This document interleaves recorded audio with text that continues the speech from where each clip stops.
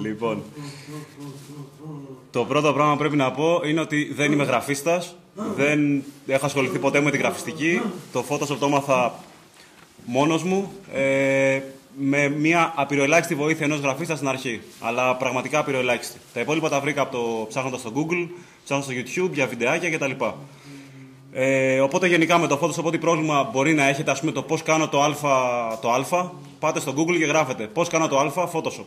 Θα βρείτε άπειρα πράγματα για τα πάντα. Τουλάχιστον εγώ δεν έχει τύχει ποτέ να ψάξω κάτι που να μην το βρω. Είχε υποθεί πιο παλιά, ας πούμε, αν μπορούμε να κάνουμε κάποιο άλλο πρόγραμμα και όχι το Photoshop, το οποίο, ας πούμε, να είναι δωρεάν, ξέρω εγώ, όπως είναι το GIMP π.χ.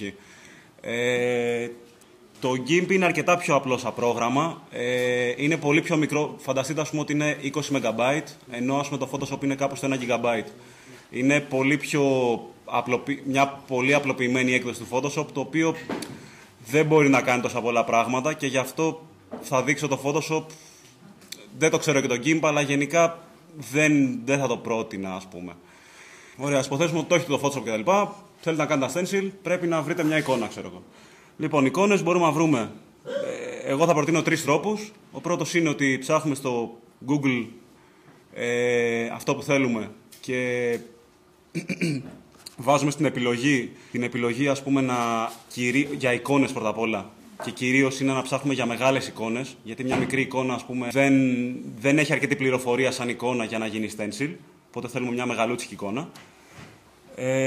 Το δεύτερο είναι το Flickr, το οποίο είναι κάτι σαν το YouTube για εικόνες. Δηλαδή ο καθένας πάει και ανεβάζει το δικό του άλμπουμ και δεν ξέρω, λέει άλμπουμ από πάρτι, ας πούμε, άλμπουμ από το παιδί μου να βλέπει τηλεόραση, ας πούμε, ξέρω εγώ, οτιδήποτε. Και έχει διάφορα. Και το τρίτο είναι ότι μπορείτε να πάρετε φωτογραφία τον εαυτό σας, ας πούμε. Δηλαδή, θα σας δείξω κιόλας, ρε παιδί μου, πώς γίνεται αυτό. Ότι π.χ. θέλετε, ξέρω εγώ, να κάνετε, δεν ξέρω, τον μπάγκαλο να τρώει συγκεκριμένα, ας πούμε, ντολμαδάκια, ας πούμε, ρε παιδί μου. Δεν πρόκειται να το βρείτε αυτό. Οπότε παίρνετε φωτογραφία εσάς ή έναν ευτραφή φίλο σας, ας πούμε, ο οποίος τρώει ντολμαδάκια, του κόβετε το κεφάλι, βάζετε το κεφάλι του πάγκαλου και έτοιμος ο πάγκαλος να τρώει ντολμαδάκια. Θα σας δείξω και βιντεάκια, ας πούμε, από το συγκεκριμένα από το Flickr και το Google. Λοιπόν, εδώ είναι, ας πούμε, το Google. Πολύ απλά. Συγκεκριμένα έψαχνα, αυτό μου χρειάστηκε πρόσφατα, να βρω ένα παιδάκι να βλέπει τηλεόραση. Οπότε πάτσα στο Google Kids Watching TV. Πάω στις εικόνες και όπως βλέπετε βγάζει 366 εκατομμύρια αποτελέσματα. Το οποίο όμως, αν δείτε και από τις εικόνες, καλά, πάω πρώτα στις μεγάλες εικόνες, βγάζει πλέον 1 εκατομμύριο και κάτι αποτελέσματα. Αλλά άμα δείτε, δεν είναι ακριβώς όλες οι εικόνες παιδιά που βλέπουν τηλεόραση. Αυτό είναι το Flickr. Κάνω ακριβώς το ίδιο search πάλι, Kids Watching TV. Και αν δείτε, τα αποτελέσματα, δηλαδή άμα δείτε και είναι πολύ πιο στοχευμένο, ας πούμε, το search. Δηλαδή είναι κυρίως παιδιά που βλέπουν τηλεόραση. Όλα αυτά τα παιδιά που βλέπουν τηλεόραση. Και είναι όλα παιδιά, έχει πάντα τηλεόραση. Απλά είναι 6.000 αποτελέσματα, αντί για 1 εκατομμύριο κάτι. Αλλά πολλές φορές με έχει βοηθήσει το Flickr. Δηλαδή έχει εικόνες που δεν έχει το Google. Και επίσης αυτό που δείχνω είναι ότι υπάρχει αυτό το Only Search Within Creative Commons Licensed Content. Εδώ πέρα αυτό που γίνεται είναι ότι κάποιοι έχουν βάλει, ας πούμε, τις εικόνες αυτές και έχουν δώσει το δικαίωμα σε εμάς να τις κατεβάζουμε, να τις χρησιμοποιούμε κτλ. Το οποίο σημαίνει ότι οι πιθανότητες να βρείτε μια πιο μεγάλη... Λοιπόν, και στο Flickr παίζει το ίδιο πρόβλημα με το Google, ότι αυτές οι εικόνες που βλέπετε μπορείτε να τις τσεκάρετε και να μην υπάρχουν σε μεγάλο μέγεθος, να υπάρχει μόνο σε ένα μικρό μέγεθος και η εικόνα αυτή. Ψάχνοντας σε Creative Commons υπάρχει μια πιο μεγάλη πιθανότητα να τις βρείτε σε μεγάλο μέγεθος, μια αρκετά πιο μεγάλη πιθανότητα. Πρακτικά εγώ δεν το χρησιμοποιώ τόσο πολύ πλέον, απλά το δείχνω. Εγώ προτιμώ απλά να τις τσεκάρω όλες τις εικόνες και μέχρι να είμαι τυχερός, γιατί μειώνω πολύ περισσότερο τα αποτελέσματα. Είναι 676 αντί για 6.000 αποτελέσματα. Δηλαδή με το Creative Commons βρήκα λιγότερο από 700, με το άλλο είχα βρει 6.000 αποτελέσματα, σχεδόν το 1/10 μόνο. Ψάχνοντας εικόνες, το άλλο που έχω να προτείνω είναι ότι υπάρχει μεγάλη διαφορά αν ψάχνουμε κάτι για κάποιον Έλληνα κυρίως, ας πούμε, να τον γράψουμε στα ελληνικά ή στα αγγλικά. Δηλαδή, ψάχνοντας για τον Pretenderi, ας πούμε, με αγγλικά, πηγαίνοντας στις εικόνες, βρήκε 2.500 αποτελέσματα. Δεν μετράω τις μεγάλες. Γενικά, βρήκε 2.500 εικόνες για τον Pretenderi γραμμένο στα αγγλικά. Αν το γράψετε στα ελληνικά, θα βρει 33.500. Ένα άλλο πράγμα με το Flickr είναι ότι κάποιοι ανεβάζουν τις εικόνες τους και δεν σε αφήνουν να τις κατεβάσεις. Δηλαδή είναι ωραία, είναι μεγάλη, είναι τέλεια και πας να την κατεβάσεις και δεν μπορείς να την κατεβάσεις, ξέρω εγώ. Δεν έχει δώσει άλλο το δικαίωμα να μπορείς εσύ να κατεβάσεις την εικόνα του. Αυτό μπορεί να... Αρκετά εύκολα μπορείς να την τζιμπήσεις αυτή την εικόνα. Θα το δείξω με το Chrome και με το Firefox. Με το Internet Explorer δεν το έχω τσεκάρει, ας πούμε. Λοιπόν, με το Chrome είναι αρκετά απλό. Θα ξεψάχα για clone, ξέρω εγώ τώρα.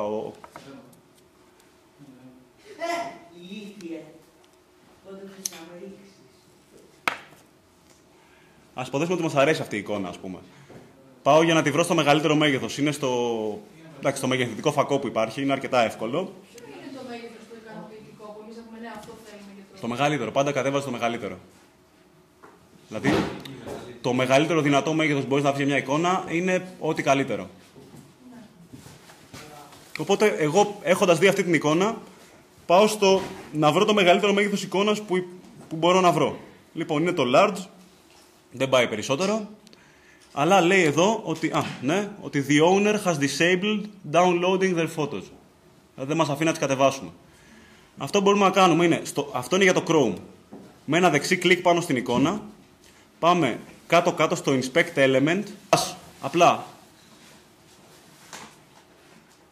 πάνω δεξιά στο Search Elements και γράφεις .jpg. Οπότε με το που το έγραψα αυτό, αν δείτε κάτω, κυτρίνησε ένα .jpg. Πάω εκεί, κάνω δεξί κλικ και πατάω Open Link, την πρώτη επιλογή. Το κάνεις αυτό και σου ξανανοίγει την ίδια την εικόνα σε άλλο παράθυρο. Αλλά αυτή τη φορά μπορείς να την κατεβάσεις. Save Image As.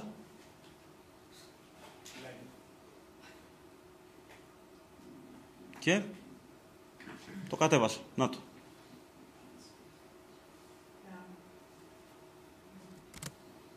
Το ξαναδείξω και για Firefox. Ωραία. Λοιπόν, είμαι πάλι ακριβώς την ίδια εικόνα στην αρχική. Δηλαδή έχω διαλέξει την εικόνα, έχω βρει το μεγαλύτερο μέγεθος και είμαι πάλι ακριβώς στο ίδιο σημείο που δεν με αφήνει να την κάνω save. Πάλι το τελευταίο, προβολή πληροφοριών σελίδας. Τώρα στα ελληνικά. Βγάζει ένα λίγο διαφορετικό παράθυρο. Εδώ πάω στα πολυμέσα ή multimedia.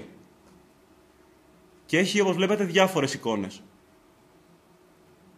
Εικόνα. Να τη εικόνα. Πετάθηκε από κάτω. Αποθήκευση ως. Save. Τέλος. Εκτός από το Flickr και το Google Images, υπάρχουν και άπειρα άλλα site. Μόλις μου είπε ένα το παιδί, τα οποία μπορείτε να χρησιμοποιήσετε και αυτά. Δηλαδή, υπάρχουν πάρα πολλά site. Και τώρα θα σας δείξω, ας πούμε, έναν τρόπο... να σας δείξω πώς μπορεί όλο αυτό να δουλέψει, πρακτικά. Λοιπόν, έχουμε μία φωτογραφία από το Google Images. Παίρνουμε και μία φωτογραφία από το Flickr. Τσιμπάμε και μία φωτογραφία που τη φτιάχνουμε μόνοι μας με ένα φίλο μας, του οποίου του δίνουμε την καπαρντίνα του πατέρα μας, ας πούμε, και τον βγάζουμε φωτογραφία όπως θέλουμε. Και βγαίνουμε σε αυτό το φοβερό αποτέλεσμα. Λοιπόν, το Photoshop, η μόνη διαφορά του Photoshop στο Mac από τα Windows είναι ότι στο Mac θα έχετε από πίσω εδώ πέρα ένα γκρι φόντο. Δεν θα βλέπετε το desktop. Εντάξει. Στο PC, ναι. Όταν το γράψετε, έχω να προτείνω 3 αλλαγές στις ρυθμίσεις να κάνετε, που τις έχω γράψει και στο χαρτί. Να σας τις δείξω και εδώ. Στο Mac δεν είναι στο Edit, είναι στο Photoshop που δεν υπάρχει. Αυτό το μενού δεν υπάρχει στα Windows. Preference General. Και στο performance, όλα αυτά τα έχω γράψει στο χαρτί. Λοιπόν, η πρώτη επιλογή είναι εδώ στο πόση μνήμη από τη μνήμη που έχει το PC αφήνεται το Photoshop να χρησιμοποιήσει ανά πάσα στιγμή. Μην το βάλετε στο 100%. Γιατί θα διαλυθεί το σύστημα βασικά. 70-80 είναι ένα καλό νούμερο. Το δεύτερο που λέω είναι εδώ τα scratch disks. Αυτό είναι, τα χρησιμοποιεί το Photoshop αν του τελειώσει η μνήμη, η RAM. Δηλαδή αν τελειώσει η RAM χρησιμοποιεί το σκληρό δίσκο. Απλά δεν δέχεται ή δεν δέχεται ή τέλος πάντων δεν το προτείνει να βάλετε κάποιον εξωτερικό σκληρό. Καλύτερα να είναι εσωτερικός σκληρός που θα δώσετε την άδεια στο Photoshop να χρησιμοποιεί εδώ πέρα. Και το τελευταίο, το οποίο το προτείνω σε όλους και βασικά δεν το έχω αλλάξει ούτε εγώ εδώ πέρα, είναι, το στάνταρ είναι ότι πόσα βήματα πίσω μπορείτε να κάνετε. Χρησιμοποιείτε κάτι, κάνετε κάποια δουλειά, ξέρω εγώ, στο Photoshop και έχετε κάνει ένα λάθος. Πόσα βήματα πίσω μπορείτε να πάτε για να το διορθώσετε. Αυτή τη στιγμή είναι στο 20. Εγώ δεν το αφήνω με τίποτα στο 20. Τώρα το βάλω 85 ας πούμε. Δηλαδή ότι μπορώ να πάω 85 φορές πίσω. Ένας τεράστιος βράχος που λέει τα κιλά του Πάγκαλου. Και από πάνω, ας πούμε, από εδώ πίσω εδώ πέρα ήταν ο Τσολιάς και έλεγε τα δικά του. Και σαν σκέψη, ας πούμε, ρε παιδί μου, παίζει ότι να πάμε να βάλουμε, ας πούμε, ένα στενσιλάκι εδώ πέρα του Πάγκαλου. Έτσι, τη φάζα του Πάγκαλου απλά. Οπότε να το χρησιμοποιήσουμε, δηλαδή να δείξουμε σαν ευκαιρία, ας πούμε, ήθελα να δείξω κάποιο πρόσωπο, ας πούμε, να κάνουμε stencil. Οπότε, ρε παιδί μου, μιας και είναι να γίνει αυτό, με ψήνει να το κάνουμε αυτό, δηλαδή να κάνουμε τον Πάγκαλο από εδώ πέρα, ας πούμε. Ωραία. Λοιπόν, οπότε θα ανοίξω αυτή τη φωτογραφία απλά με το Photoshop. Ωραία, λοιπόν. Οπότε τώρα εδώ είναι αυτά τα εργαλεία. Κάτω δεξιά τα περισσότερα εργαλεία, βασικά, ναι, όλα εκτός από δύο, έχουν από ένα μαυράκι. Αυτό σημαίνει ότι πηγαίνοντας πάνω σε ένα εργαλείο και κάνοντας δεξί κλικ, βγαίνουν 4 ακόμα, ή 3, ή 2, ξέρω εγώ. Αλλά γενικά όλα αυτά έχουν παραπάνω πράγματα. Δεν θα εξηγήσω τώρα τι είναι το κάθε εργαλείο. Το μόνο που θα πω είναι ότι, ας πούμε, διαλέγοντας ένα εργαλείο, π.χ. εντάξει, κάτι πολύ απλό, το οποίο είναι το μολύβι, ας πούμε. Πάνω εδώ πέρα, έχοντας διαλέξει το μολύβι από εδώ, επάνω έχει διάφορες επιλογές για το μολύβι. Δηλαδή, πάχος. Πόσο θα είναι το μολύβι, δηλαδή θα είναι τόσο. Πιο μεγάλο, πιο μικρό. Εντάξει, τώρα αυτά δεν θα αναλύσω τώρα τι είναι το καθένα, αλλά βλέπετε ότι υπάρχει πάρα πολύ πράγμα για κάθε εργαλείο. Δηλαδή εδώ πέρα τι λειτουργία θα έχει. Δεν τα ξέρω όλα. Βασικά μόνο αυτό ξέρω. Το normal. Τα υπόλοιπα δεν τα έχω χρησιμοποιήσει. Αλλά υπάρχουν όλα αυτά. Μην το αναλύσω περαιτέρω, αλλά γενικά διαλέγοντας ένα εργαλείο επάνω, έχοντας διαλεγμένο το εργαλείο επάνω, είναι όλες οι δυνατότητες που μπορεί αυτό το εργαλείο να δώσει σε αυτή τη γραμμή. Από εδώ πέρα θα ασχοληθώ με τα layers. Ωραία, αυτό είναι το παράθυρο των layers. Δηλαδή, θα έχεις αυτά εδώ τα πράγματα, όλα αυτά εδώ, δηλαδή πριν βγει αυτό, θα βγουν αυτά εδώ. Δηλαδή, μπορώ να πατήσω το color, ξέρω, θα μου ανοίξει το παράθυρο του color. Δεν με ενδιαφέρει αυτό το παράθυρο αυτή τη στιγμή, με ενδιαφέρει το layers, γι' αυτό θα μιλήσω. Οπότε θα ανοίξω το παράθυρο των layers. Αυτό είναι το background layer, το οποίο βλέπετε ότι είναι κλειδωμένο. Επειδή είναι η εικόνα που μόλις άνοιξα και ήταν JPEG, ήταν μια κανονική εικόνα, δεν ήταν αρχείο Photoshop αυτό, ήταν μια εικόνα. Και είναι κλειδωμένο, το οποίο τι σημαίνει, ότι π.χ. αν πάρω τη γόμα και πάω να σβήσω κάτι, μου αφήνει άσπρο από πίσω. Ενώ δεν θέλω να μου αφήσει άσπρο, θέλω να μου αφήσει το τίποτα. Οπότε για να το ξεκλειδώσω, κάνω απλά διπλό κλικ. Κάπου εδώ πέρα, στο γαλάζιο.